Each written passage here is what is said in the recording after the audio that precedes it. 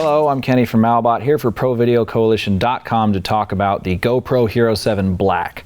There's been a couple articles up on ProVideo about the Hero7, but none of them really went out into the field. So that was my task, as is per usual on these types of articles that I'm writing here. So I'm just going to quickly go through kind of the things that I noticed, both as the camera as it stands on its own and compared to, other iterations of it, older cameras. Obviously, the more in-depth stuff will all be in the article. So if you are watching this video from the article, you got that. If you're watching this video on YouTube, article is going to be in the description below. So first things first, this GoPro is the first one that I've used since the Hero 4. I had the original one, which I bought before anyone knew what that thing was. I was working at Red Bull at the time and no one there knew what it was. So that's me being on the cutting edge of technology. The Hero 4 actually died on me very quickly. Like, it felt like after like 5 uses, something went wrong, and GoPro said that they don't repair them. So they offered me a discount on a new version. I think it was the 5 at the time, which I passed on in favor of getting the Sony X3000 because, in my opinion, it looked better, did much better in low light. It was a little less expensive in terms of accessories, and also had optical image stabilization, which is huge. For the layman, that means that the lens and the little sensor are on a gimbal inside the camera that keeps everything stable, versus electronic image stabilization, which is a program running inside the camera that analyzes the scene and corrects as it happens. Now, with the Hero 6, that's what was going on, and I wasn't impressed. But what they've done here is they're using the same sensors as the 6, the GP1, but it uses their new Hypersmooth technology, which I've discovered is predictive. So it uses the GPS and the accelerometer to kind of know where the camera is going and then adjust the image accordingly. You do lose 10% of the outside of the image, but it's not really noticeable.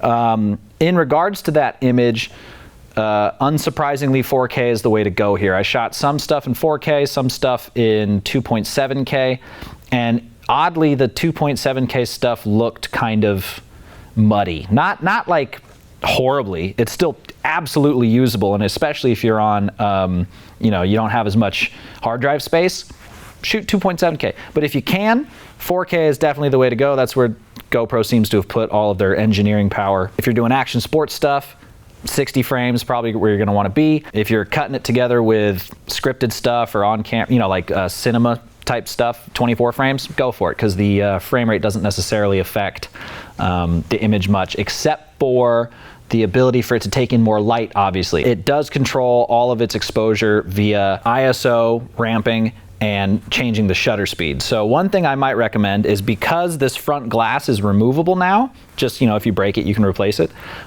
they do make ND filters that you can then put on instead, and that will keep your shutter speed low. You can also, in the Pro Tune settings, change your ISO max, and so if you're out in the sun, it is recommended to just leave the minimum and maximum at 100, because it really doesn't do well at high ISOs. Anything past 400, 800 if you've got like a decent denoiser, but like let's say 400 is gonna look kind of crappy. You can see in this footage of the concert, in these dynamic lighting situations, and it's going dark, bright, anything that it's going to do automatically is kind of screwed up. What I should have done there is locked the shutter speed, locked the ISO, but even then, this was all at, I think, 3200 ISO, and you can see it just looks brutal. 6400 would be absolutely unusable. That being said, if you're just doing vlogging or something like that, or you don't need ultimate image quality necessarily, like this footage here of me and my friends wandering around Breckenridge for Ulerfest, maybe that's just for me and my friends, in which case it looks fine. It's exposed, but it definitely won't cut together nicely with like a cinema camera. But we're talking huge apples and oranges here, so that's not necessarily like a knock on GoPro. But like I said, a good move might be to lock the shutter speed anyway. You can also do exposure lock. So on the touchscreen, which has been updated, it's like a new menu system. It's really nice, really easy to use. You can, while looking, hit a point in which you want to like have the exposure be balanced to, like you would with your cell phone when you're just shooting normally. Like you can say, I want it to be exposed for the highlights. You click the highlights, and then there's just a little lock. You lock it, and then it stays there. It won't adjust the shutter speed or anything to fix it. So there's multiple ways to get around this sort of automatic feature of the GoPro. As you can see right now, I've got it plugged into a battery pack, and that is because GoPro sent me one battery to use this in the snow with, putting it out there in the elements as it's designed for. And that one battery gave me about 15 minutes of footage. Not 15 minutes of it being on, but 15 minutes of like turning it off when I didn't need it, turning it on when I did need it, just shooting, and it basically worked for the majority of the day. If I got out riding at 10 a.m., it'd be dead by 2. So, you still get plenty of time, but you're gonna either need multiple batteries, or you could get this battery pack because this thing doesn't need to be in what they call the super suit anymore. The big plastic case, it's just in the skeleton case. You can run, as I have here, the battery pack just dead into it as you're using it. So maybe get a big long cable, maybe find some way to register it in there so it won't go anywhere. Maybe have the battery in a warm pocket or something, and then that would probably give you a lot more use. As you can see here, right now I'm shooting at 4K 24 at 1/48 at ISO 400. The Amira here is shooting at ISO 800, obviously. Same shutter speed, 48. That's shooting at a 5.6. I don't know what this is at, but point being, you can see with the lighting and very expensive camera versus a relatively cheap camera, there's your like visual difference. I don't know if that's helpful to anyone, but there you go.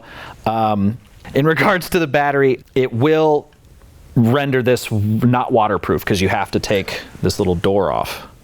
So that might be a problem in the snow. It definitely won't be useful to you water skiing or anything like that, but maybe on like a mountain biking or something like that, the big long cable might be worth it to you. Low light and battery life are pretty much the only two things that I didn't like about this camera. Things that were amazing: the hyper smooth, actually very good, like rivals the optical image stabilization in the X3000 easily. I was very impressed with that. When it is in daylight, the footage looks incredible. It grades really well. I used ProTune flat, low sharpness for my settings. Audio was really surprisingly good. If you're vlogging or whatever, that you might not need to add another microphone, but it actually sounds pretty good. Here's the audio from this instead of the one from my lapel mic. So if you want to know what this sounds like, there's your difference there. When I was using this at the concert, it obviously ducked the levels quite aggressively, but it was still all legible, surprisingly.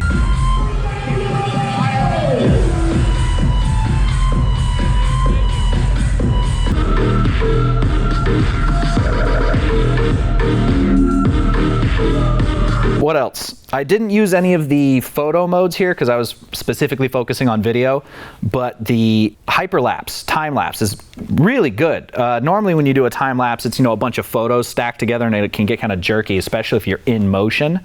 The hyperlapse, I think, just takes a video, like a stabilized video, or maybe it takes photos and like merges them together. I don't know, but it looks really clean. I was really happy with that. Yeah, I could see a handful of uses for that, creative uses for that. And then finally, this camera isn't terribly different from the Hero 6. So if you have a Hero 6 and you're strapped for cash, maybe stick with it. But I will say that the 4K 60 on this looks incredible, and the fact that you can hyperlapse that is pretty dope. I didn't quite look up too many differences between the two because, like I said, I was mostly focused on this, but I would say if you're on any GoPro, barring the 6 maybe, this is an excellent upgrade. If you're on any action cam right now, I would say this is likely king of the hill. I'm 99% sure that there isn't a camera better than this. I haven't used them all, obviously, so I'm being a little cagey, but really impressed with the new GoPro here. I've always been a fan of GoPro, so that made me disappointed about like when they didn't, when they fell short, but I think they're really starting to come together on this one, so that's very exciting. That's about it for me. Like I said, look up the article and that'll have all the sort of specific, well thought out details instead of the rambly video details that I'm doing now. Thank you to Stray Angel for letting me film in their studio once again, and we will see you on the next one. Goodbye.